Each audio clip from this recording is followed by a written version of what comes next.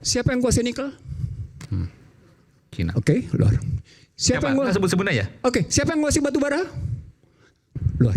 Sebagian orang dalam, tapi sebagian juga luar. Siapa yang menguasai emas? Seterusnya luar. Oke, muncullah undang-undang IKN yang kemudian tidak berdaya apa-apa, itu IKN. Muncullah undang-undang kesehatan yang membuat rakyat Indonesia sesungguhnya tidak punya kedaulatan dalam kesehatan. Kalimat intelektualnya adalah financialization. Yang kaya makin kaya, yang miskin makin miskin. Gampang. Mau bukti? Mau bukti? Mari kita bukti sekarang. Berapa SBN yang dikeluarkan oleh pemerintah? Siapa yang bayar? Anda termasuk membayar, Aiman. Sementara mereka makin kaya, Anda habis-habisan dimakan pajaknya. Orang-orang miskin ini yang membayar pajak itu untuk orang kaya. Saya tulisin yang kedua. Dan Anda tidak bisa bantah. Karena saya bicara dengan data. Terjadi deindustrialisasi. Akibatnya PHK di mana-mana. Apa kaitannya deindustrialisasi dengan kekuatan oligarki tadi yang mendukung pemerintah? Karena sistem membenarkan bahwa lebih asik main di sektor keuangan daripada berjalan dalam sistem hukum yang tidak punya kepastian. Mereka mendapatkan karpet merah. Dan itu kemudian hukumnya bisa dibeli. Itulah wujudnya polisi menjadi alat kekuasaan. Tuh kayak gitu. Itulah Tadi yang disebut oleh Huniani tadi itu bagian dari proses pembuktian itu. Ada yang ketiga, Iman. Ada yang ketiga yang Anda tidak bisa bantah.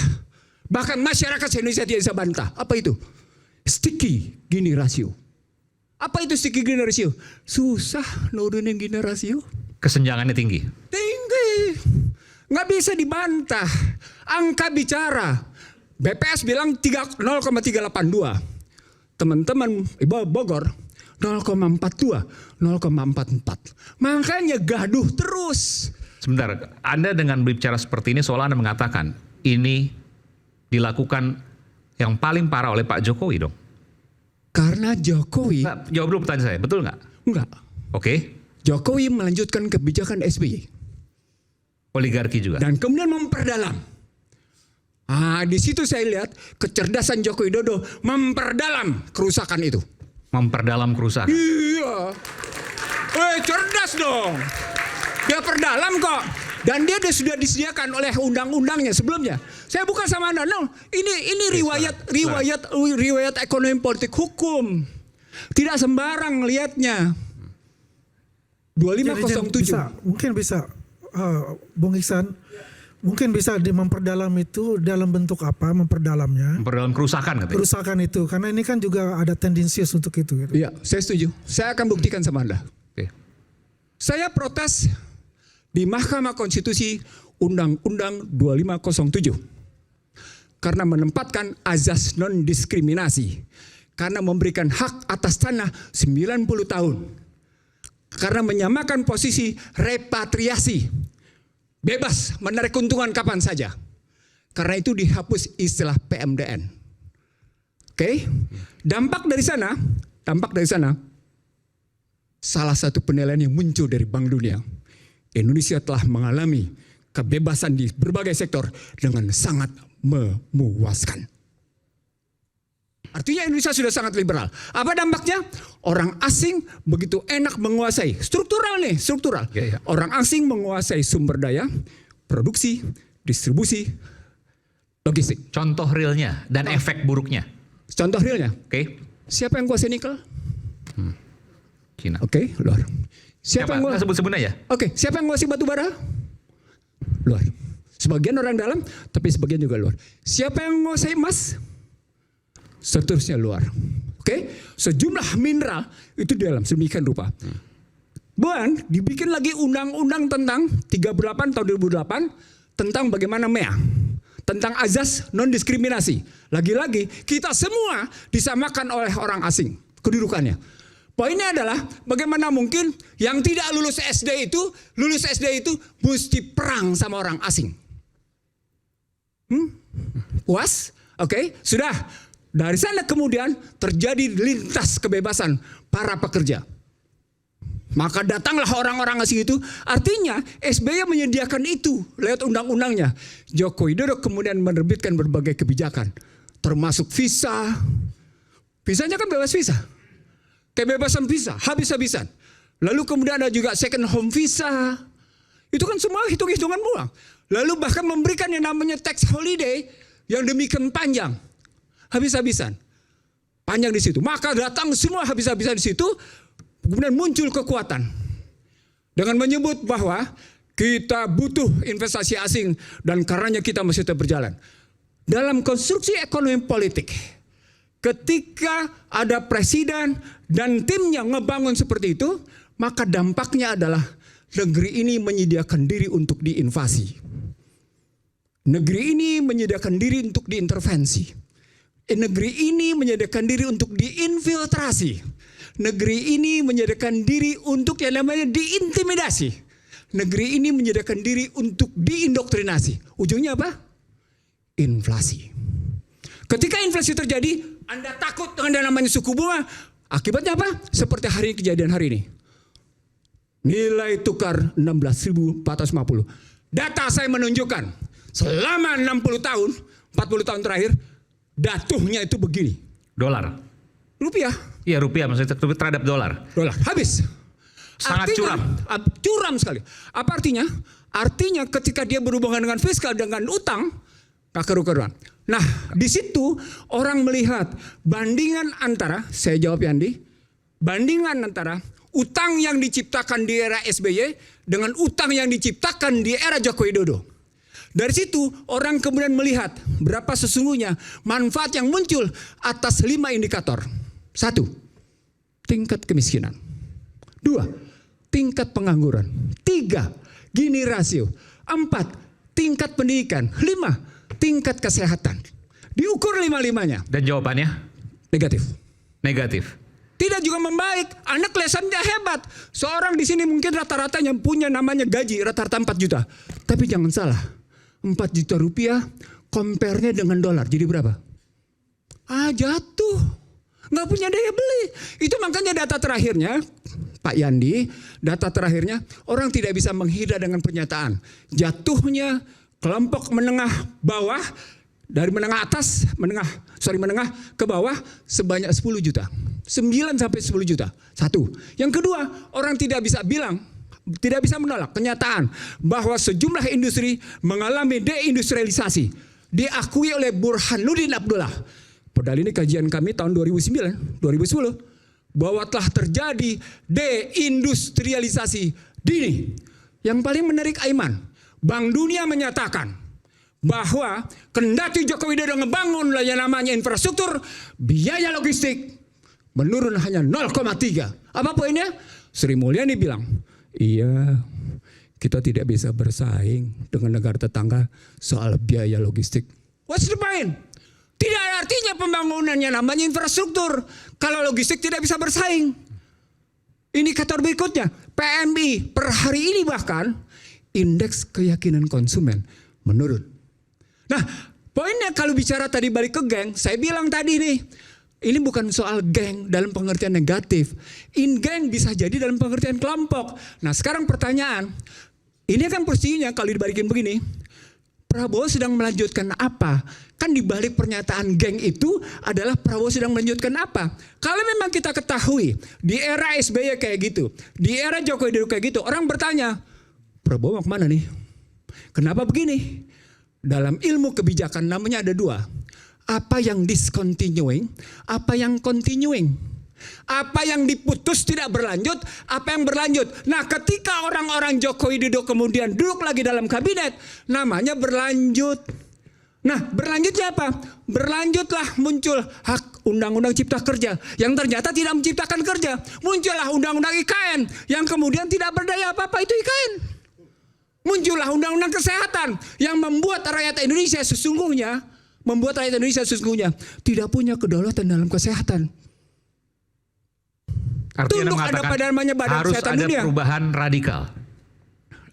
Beda pengertian perubahan yang kita lakukan secara baik-baik dengan perubahan radikal. Saya semalam menyatakan di sebuah TV, sama seperti pernyataan tadi teman-teman Komisi 11 terhadap yang namanya Purbaya Yudisadewa. Diperlukan pemikiran out box karena situasi sekarang bukan situasi yang kemarin.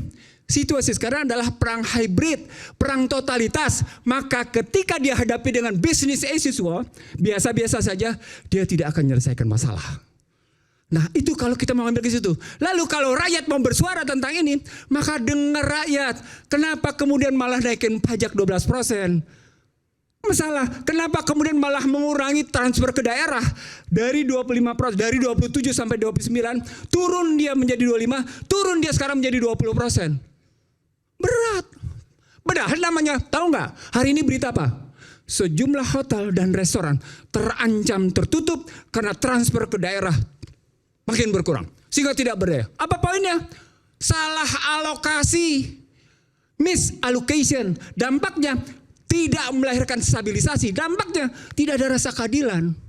Artinya yang Anda bicara tentang radikal, perbaiki dulu model berpikir fiskalnya, perbaiki dulu model berpikir moneternya, baru bicara ekonomi sosialnya. Karena dampak dari fiskal dan moneter itu adalah seperti yang kita bahas ini sekarang. Baru kita masuk ke dalam sistem politik, berdampingan dia mikirnya mestinya. Begitu Aiman. Oke, baik. Sekitar Bung Andi, ada pernyataan tadi. Ya, kan kalau kita lihat tadi apa Jokowi memperdalam, Pak Jokowi pada saat tadi kan pemerintahan memperdalam gitu perdalam. ya. Kan kalau kita lihat ya kita tidak bisa memungkiri hasil kerja dari Pak Jokowi dengan jajarannya, ya. Yang kita lihat bagaimana Indonesia bagian timur, ya di Papua, di NTT, ya, dan di daerah Indonesia Timur yang lainnya. Itu perubahan yang sangat signifikan. Kalau dibilang logistiknya itu tidak jalan, saya rasa mereka semua juga merasakan bahwa itu logistik itu berjalan. Apa yang dibangun secara infrastruktur oleh Pak Jokowi itu memang ya kalau kita lihat pasti juga ada plus dan minusnya itu. Tapi kita lihat kan untuk lihat jangka panjang, bukan lihat pada sekarang. Kita akan melihat pada 10 tahun ke depan atau 20 tahun ke depan di mana anak cucu kita ya yang akan akan melaksanakan itu. Jadi belum kelihatan sekarang Bung Iksan. 10 tahun 20 tahun ke depan baru kelihatan.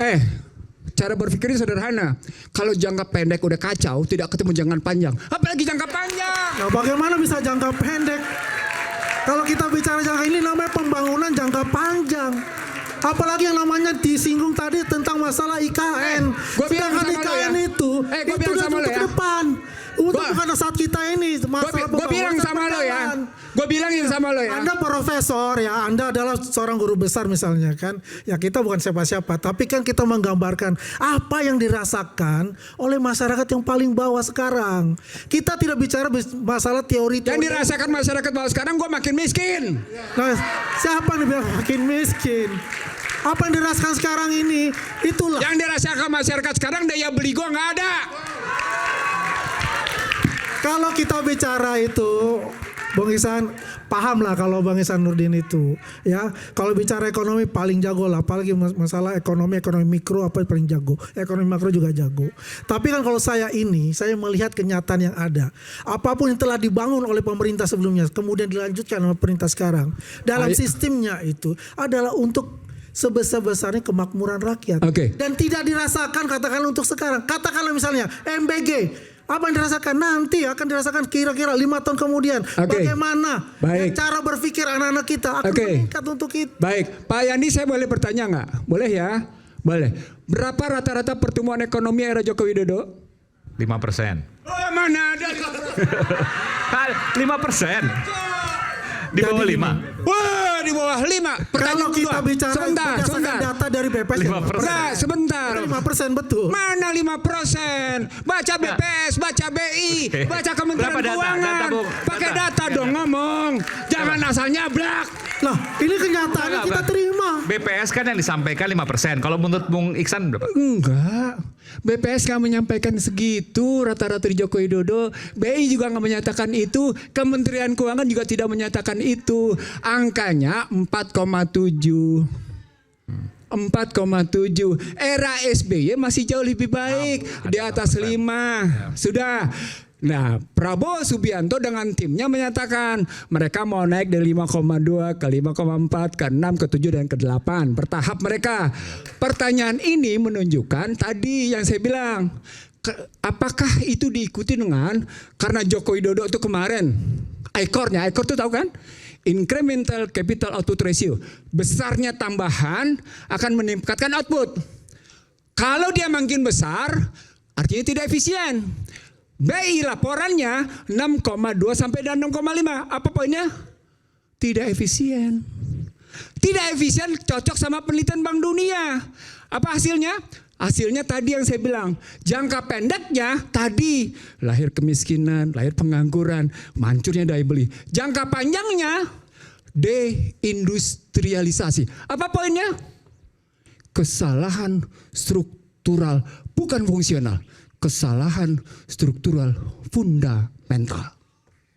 Wah, itu seru, seru. Artinya apa?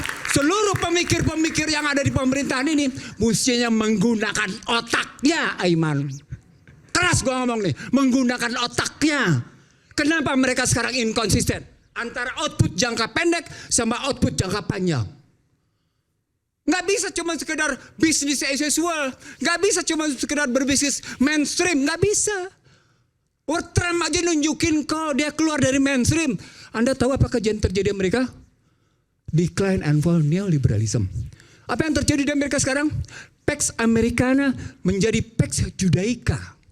Apa yang terjadi dengan cerita Trump gagal dengan Putin? Dia memaksa India dan Cina untuk tunduk dan patuh. Dan tetap dilawan oleh India dan Cina. Apa poinnya? Nggak bisa bisnis as usual, nggak mungkin. Anda tadi bicara tentang bahwa ada di kanan, ada di Amerika, dan ada di Cina. Lalu kehadiran Prabowo Subianto kemarin di 80 tahun di Beijing itu sebagai peringatan kemenangan itu memberi pesan apa? Fair dong kita jawab. Memberi pesan apa? Itu yang saya sebut dengan hybrid war to the totality war, from totality war to the hybrid war. Siapa yang ngejawab di negeri ini kayak gini? Bahkan saya sudah sampai tesis kedua, Haiman. Ini perang non militer. Apa poinnya? Anak-anak ini terlibat perang, cuma mereka tidak sadar mereka terlibat perang. Apa poin perang terlibatnya? Mereka semua masuk dalam civility war. Mereka tanya Musni itu, sudah masuk dalam civility war. Apa poinnya? Tadi New Endowment for Democracy menyusupi itu semuanya lewat yang namanya media sosial. Dan Anda menilai bahwa demokrasi saat ini liberal dan harus dihapuskan. Bukan kita sesaat lagi nanti akan harus kita perbaiki demokrasi itu. diganti Dia diperbaiki sesuai dengan Undang-Undang 45. sesuai dengan Undang-Undang 45 yang asli. Dan kita perbaharui. Kita Kembali melakukan saat perubahan. lagi.